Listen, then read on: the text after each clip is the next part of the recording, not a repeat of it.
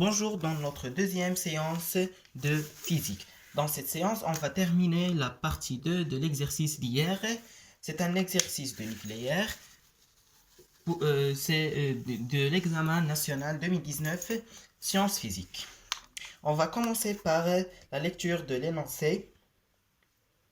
Le radon de symbole Rn est un gaz rare naturellement présent dans l'atmosphère. Il est issu par décomposition successive de l'uranium présent dans les roches granitiques. L'isotope 222 du radon est radioactif. On se propose d'étudier dans cette partie la désintégration nucléaire de cet isotope. Comme donnée, on a la demi-vie du radon 222, T1 demi égale 3,8 jours. Dans le tableau, on a les énergies de liaison de l'hélium 4, c'est l'énergie de liaison par nucléon des noyaux. L'hélium 4, 7,07 mégaélectronvolts par nucléon. Le radon 222, 7,69 et le polonium 218, 7,73.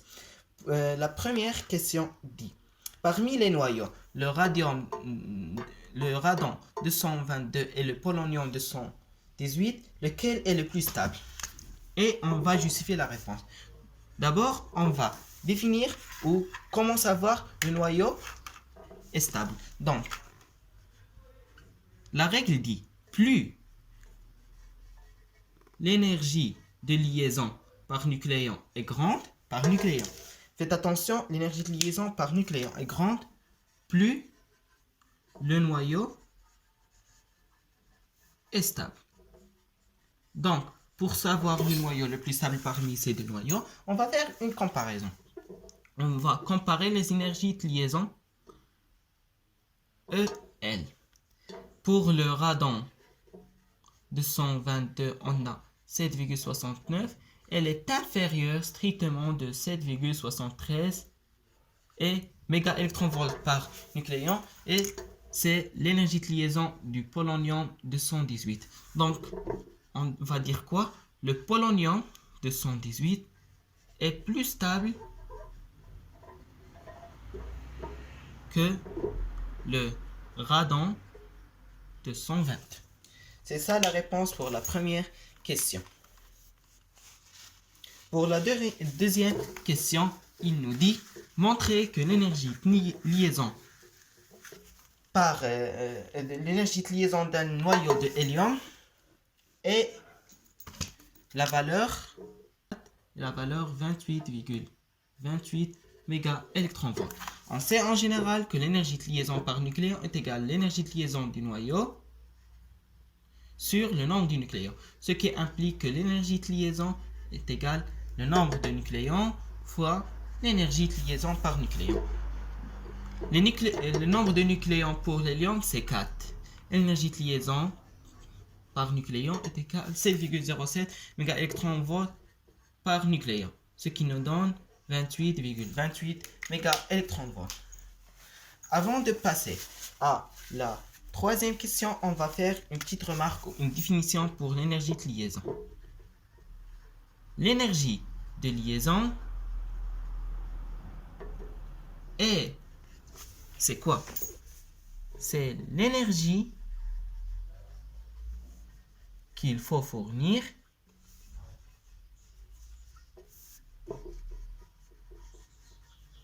au noyau, on va le noter comme ça, pour se désassocier en nucléon et qui reste ces nucléons en repos. On va expliquer cette définition. On sait qu'un noyau est composé par des nucléons. Ces nucléons, qui sont des protons et des neutrons, sont liés par des énergies.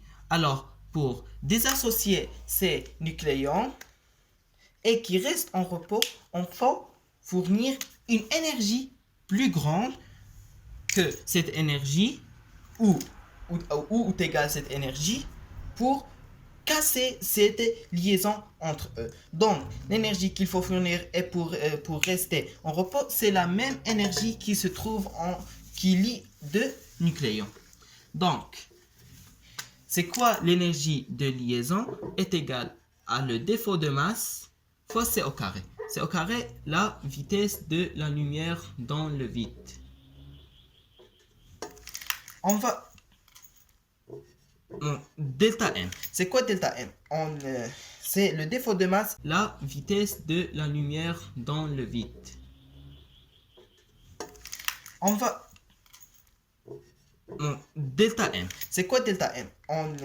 C'est le défaut de masse et qui est égal à ZMP, donc le nombre de protons fois la masse de protons plus le nombre de neutrons A moins Z fois la masse de neutrons moins la masse du noyau.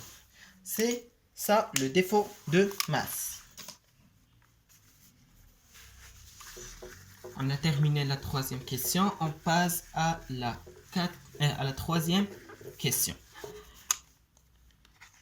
L'équation de la désintégration du radon 22 s'écrit sous la forme radon 22 se décompose en polonium 218 plus un noyau d'hélium 4. La question dit: choisir la réponse juste parmi les prépositions suivantes. L'énergie libérée lors de la désintégration d'un noyau du radon 22 est... Il y a trois valeurs. La première valeur, c'est 7,11 MeV. La deuxième, 22,56 MeV. La troisième, 6,24 MeV. Et la quatrième, 3420,6 MeV. Pour calculer l'énergie libérée, quand la note delta E, la valeur absolue de delta E, énergie libérée, il y a deux façons. Soit delta M fois C carré, le défaut de masse entre les deux. Donc delta M dans l'énergie libérée, c'est la masse des produits, donc l'hélium plus la masse du polonium, moins la masse du radon. Dans cet exemple, on ne peut pas appliquer cette règle car on n'a pas les masses. Donc, on va appliquer l'autre règle qui est la somme des énergies de liaison. La somme des énergies de liaison pour le radon moins la somme du radon de liaison. N'est pas l'énergie de liaison par nucléon. Moins l'énergie de liaison d'hélium plus l'énergie de liaison de polonium. On a l'énergie de liaison d'hélium, on a calculé dans la première ou dans la deuxième question. Donc, ici, l'énergie de liaison de radon est égale à 222 fois l'énergie de liaison par nucléon. Moins, ici, on a l'énergie de liaison pour l'hélium, 4, plus l'énergie de liaison de polonium, 218 fois l'énergie de liaison par nucléon. Donc, on va remplacer. On a donc E libéré est égal à quoi? 222 fois 7,86 moins 28,28 plus 218 fois 7,73. Et on va calculer cette valeur.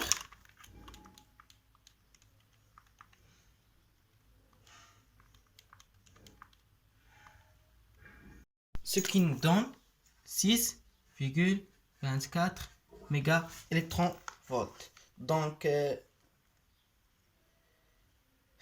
la réponse juste est égale 6,24 mégaélectronvolts. On passe à la dernière question.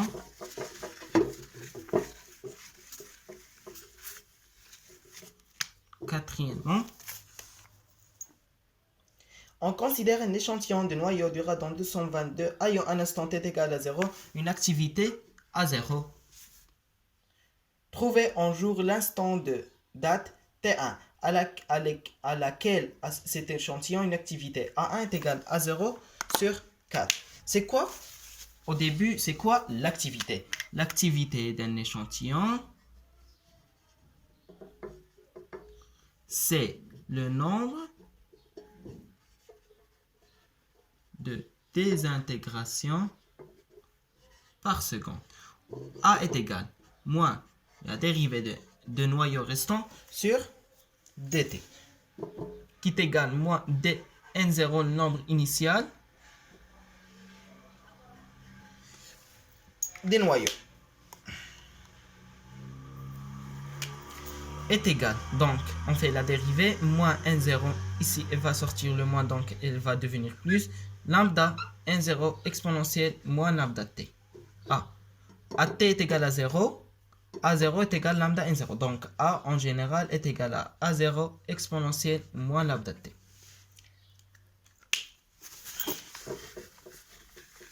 La demi-vie d'un échantillon est l'instant où la moitié de nombre de noyaux qui se trouvent dans l'échantillon se sont désintégrés. Donc, il reste la moitié. Donc, en général, T1 demi est égal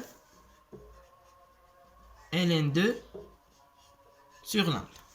Donc, on a A est égal à A0 exponentielle moins lambda t. On peut remplacer lambda par A0 exponentielle lambda par ln de 2.